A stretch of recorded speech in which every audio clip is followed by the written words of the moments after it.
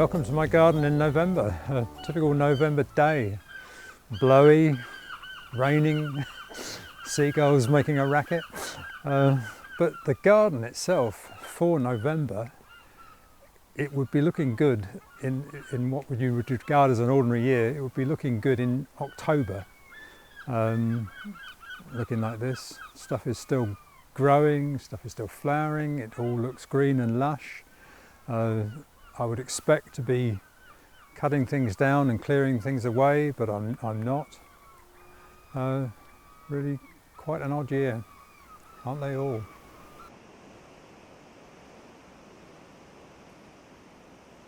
A case in point of a thing that is looking vastly better than it really should be at this time of year is this thing on the what we call Mr. Wiggly, on our obelisk, which is Rhodocyton atrosanguineus. This I grew from seed. I sowed the seed a year ago May, so it's 18 months that it's been here, been growing. I grew it in the greenhouse until about May this year and planted it out, by which time it was about 3 or 4 feet high and already flowering. And it's gone right to the top of the obelisk and has never stopped flowering. I tried to sow more seed of it this May to repeat the thing for next year, and it didn't germinate. I had seed that I'd collected myself and seed that I bought, and neither of them germinated. But more recently I've collected seed and have got some to germinate. So I need to then get them through the winter and they can be next year's plants. What I'm also tempted to do is to cut 1 or 2 of these down and lift them and try and overwinter them in the greenhouse and see whether they survive and come back again. I don't think they will survive if I leave them in the garden, which is a bit of a shame.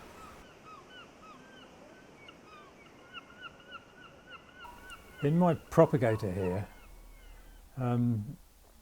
I was given a cutting of a begonia, which had a begonia called Boomer, very improbable name, which had a couple of very big leaves that I cut off the cutting when I took it. And I just did what you're supposed to do with begonias to try to take leaf cuttings, of cutting the main leaf veins and then just laying it on the propagating medium. Well, I didn't lay it on propagating medium, I laid it on the base of my propagator on the gravel. And what the leaves very promptly rooted, and then what's happened is that from the cut surface of the leaf stalk, a lot of little plantlets have started to develop. On one of the leaves, from the cuts in the leaf veins, more little plantlets are starting to develop. And under the other leaf, there's quite a little plant there now, which has come from the base of the leaf stalk. So they're growing away. I've got underfloor heating on here, kept I think 17, 18 degrees, and supplementary lights. So it's quite good growing conditions even at this time of year. And I'll leave them to grow for quite some time before I take them out and pot them up individually. But it's nice to have a bit of success on a begonia, because I've failed on several occasions before. Quite extraordinary lust for life, that plant. One of the things that starts flowering in November are the Sasanqua camellias. Camellia sasanqua is a Japanese species. The wild species is a small white flower, but there are hundreds of different cultivars of it. This one's one called Cleopatra, which has small pink flowers. They're scented in a way that it's not really a perfume, it's an aroma. I always think of it somewhat oily, but some people find it very pleasant. But the real value is that they're flowering at a time of year when there really is very little else ordinarily going on. This one I've got, as you can see, right beside the conservatory, and it's positioned precisely so that I can see it from inside the house, because it's November, it's cold, it's wet, it's windy, and I spend a lot more time inside the house than outside, So it's good to be able to see it from there. This was actually grown originally on my allotment and got taller than it is now, and was doing very well up there. And I lifted it and moved it as a big plant about 3 years ago, and it's taken that length of time to sort of get back into flowering freely again. It's getting better every year, looking quite good now. Right outside the front window I've got a plant of Camellia sasanqua Navajo, which when I pull the blind up in the morning is there to greet me in November and December, and a rather fine plant. It's a variety named by Nuccio's nursery in California. They'd had an import of camellias from Japan and didn't have a name for this one, so they called it Navajo. But it's probably still grown in Japan under its original name.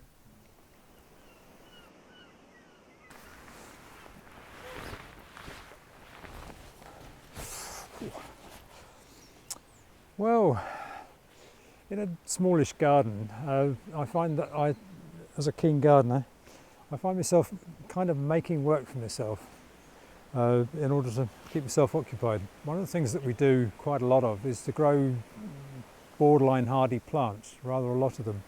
And at this time of year, there's a lot of decisions need to be made about what to do with them for the winter. Do they stay out, get protected, or stay out and not get protected? Do we take cuttings and grow young plants on and leave the old ones to just take their chances in the ground? Whatever. One that I think I mentioned in an earlier program was a begonia called Begonia baviensis. And this one I bought back in, I think about May. And this, there's no question about this. This I've already lifted, and it's coming into the greenhouse for the winter. It gives you an opportunity when you lift these things, gives you an opportunity to have a look and just see how absolutely stunning they are. This has got these sort of red bristles over the entire plant. Absolutely gorgeous. So that's definitely coming in. One a bit further round behind the bamboo here is a thing called Garden Angel Blush, and not entirely sure about its hardiness. The first year I had it, I left it out and it didn't come through the winter terribly well. So the second year I lifted it, took it in, and then planted it out in the spring, and it was much better for it. And I was looking it up on the website of the people in America who raised the plant and who market it and who collect the royalties on it, and their website has got profoundly contradictory advice on how hardy it is. On the one hand, they're saying that it's hardy to zone 7 in America, which implies it's hardy to about -17. And elsewhere on the same website, they're saying that it needs to be kept above sort of about 3 degrees, otherwise it's going to suffer. Well, you know, you pay your money, you take your choice. What I'm going to do with this, there's one big plant and 2 small ones, so I lift the 2 small plants and leave the big one in and have another go at protecting it over winter. It's not in the same place that it was the first year I left it out. It's underneath this bamboo, so it's getting some protection from above. So I'm hoping that will help. The bamboo also keeps the ground drier, so that also I'm hoping will help. And I'll pile dry leaves up around it as well. It's what you've got to keep it alive. You've got to keep it from getting frosted and dying. But the other thing is that they don't come into growth until the soil is of a certain temperature. So they tend to start into growth May or June, and it's too late for them to then make an awful lot of growth that year.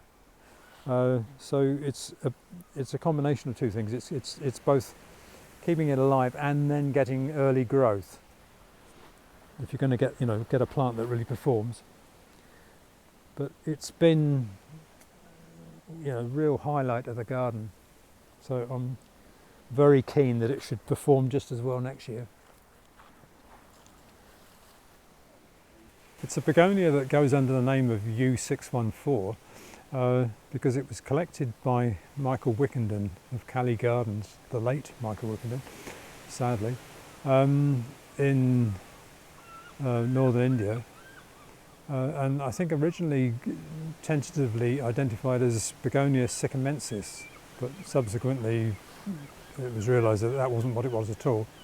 So it's without a name, and just goes along with quite a lot of other begonias under a number prefixed with a U for unknown. It's a rather splendid thing with a sort of silvery leaf and quite free flowering for species begonia, and sets viable seed. I've got a few seedlings of it. The bigger plant was one that was lifted and overwintered and then planted back out again. So you do get much better results if you do that. This is the original plant. When I first had it, I planted it out in the garden and left it out there. This bit has survived over winter outdoors for about 4 or 5 years now. So it is hardy, but because it sort of suffers in the winter, it's not come back anything like as well as it would otherwise have done. I've taken quite a lot of camellia cuttings over the years, and I've got quite a few in the greenhouse here. This one here is another autumn flowering Camellia sasanqua Sugar Dream with a little anemone flowered flower, a bit more ornate than the two that I've got in the garden. Very pretty. After the heat of this summer and the problems with water storage, water availability really, hosepipe dams and the rest, I decided I wanted to increase my water storage. And looking into it, IBCs, intermediate bulk containers, seem to provide the largest amount of water storage per pound compared to any other thing that I could find. So I bought myself 2 IBCs, which are supposed to be reconditioned but look to be pretty much brand new. Cost around about £80 each, then carriage. And they were delivered in the front driveway and were too wide to go through the gate.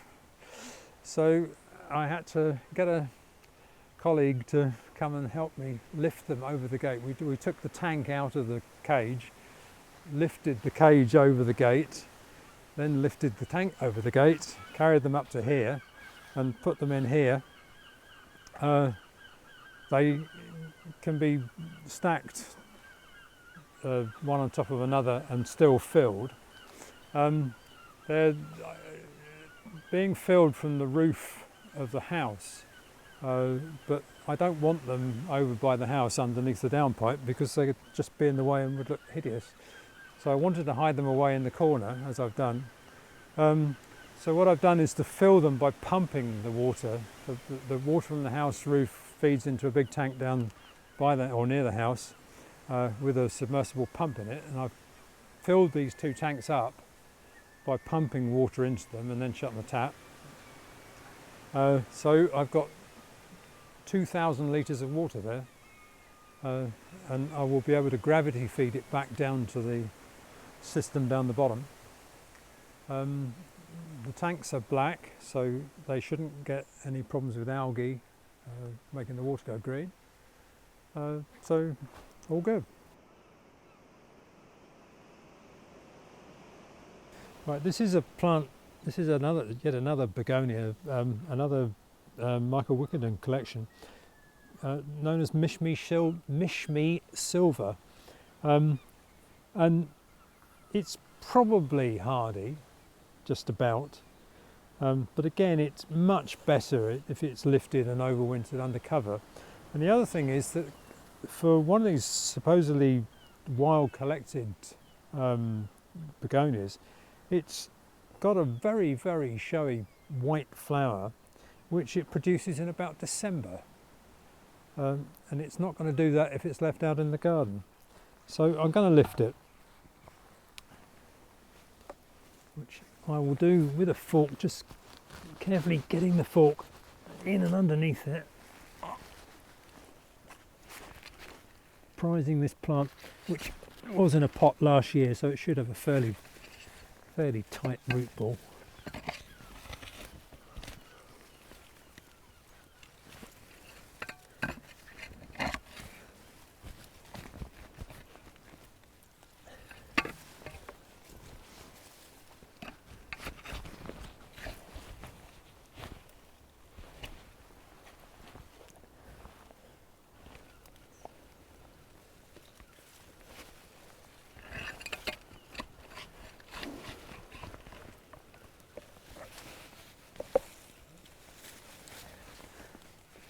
Yep, there we go. That's made quite a lot of growth this year. Spread into a fair-sized plant. So I think what I'd probably do, rather than try and find a pot that's big enough to fit it in, I probably will split that into 2 or 3 bits and plant it up as a number of different plants and overwinter those indoors.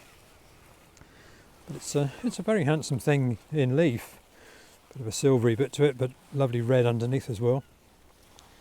Very classy plant. What I'm not seeing is flower buds, which I'd quite like to be seeing at this time of year. Yeah, it looks like it's just starting to throw up flower spikes. I also see that it's rooted nicely along the stems here, so dividing that up and getting more plants of it is going to be very easy. Got to that time of year where I'm starting to cut some things down this year later than usual, but the dahlias here have finished flowering and the wind is really battering them about the place, so I'm going to start to chop them down. The ground is very wet, so I'm trying to avoid compacting it, so I'm going to work from this board, lay that in there. And then I'm just going to take these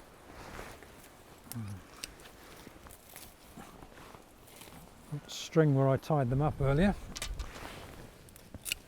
Take these off at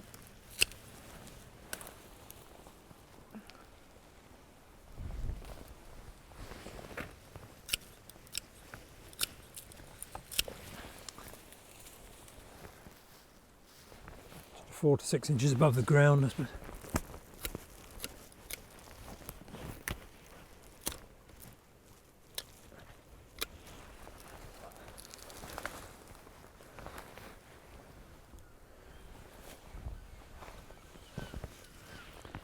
Woo.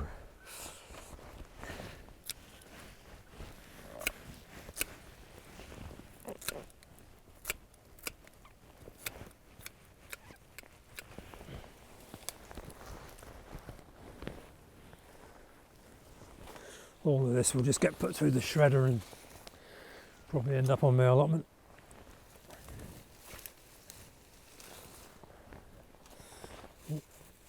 Verbena bonariensis there, also chopping that down. Right.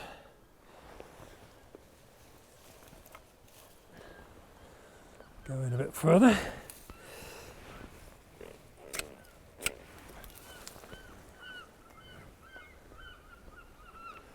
The dahlias, the roots I'll leave in the ground.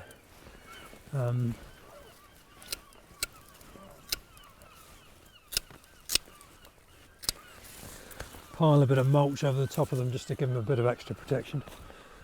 They'll be fine in Cornwall, there's no problem at all.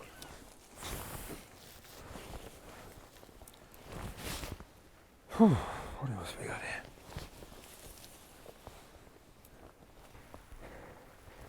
Woohoo!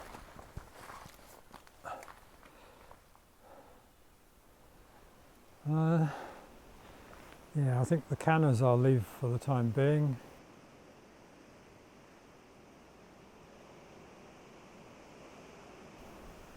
Yeah, should do me for now. To clear this away and then do the rest of the dahlias.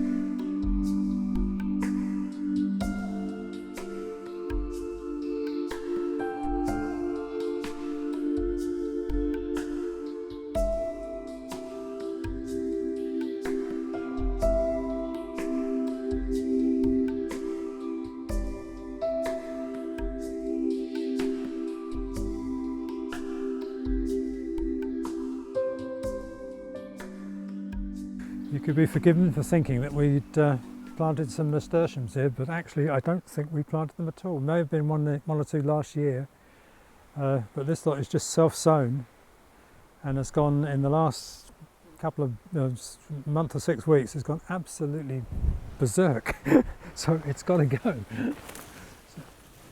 Oh my god.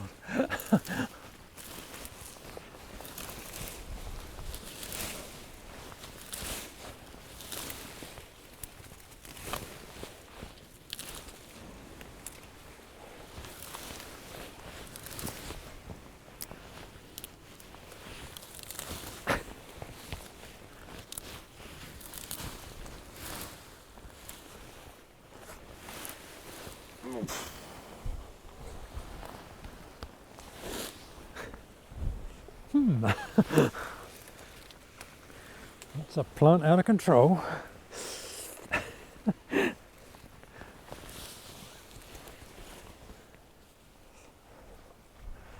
I wouldn't mind so much if it actually flowered, but there's hardly a flower on it. Oh, that's rooty there. Oh, a few flowers there, I'll leave those. That's it, that'll do.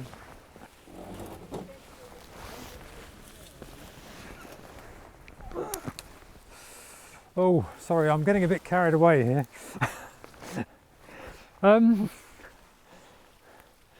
Oh, I've got Ensete here, which is going to have to go in for the winter, so that I'll cut all the foliage off and put that in my tunnel. There's a load more nasturtium over there that needs chopping down. Bit of a jungle in this corner. It's funny, you get in at this time of year and you find things that have made a vast amount of growth that you haven't seen for the last 6 months. Anyway, I'm getting a bit carried away. I'll call it a day at that, and it's November now, so we're getting well into the winter. By next in a month's time the garden will start to thin out. A lot of stuff will get chopped down or die down, the foliage, the leaves will drop off a lot of things, so it starts to change quite a lot. But still looking surprisingly green and lush at this time of year, this year. Anyway, it's been nice to have you here again. I hope you've enjoyed it, and I'll see you in a month's time.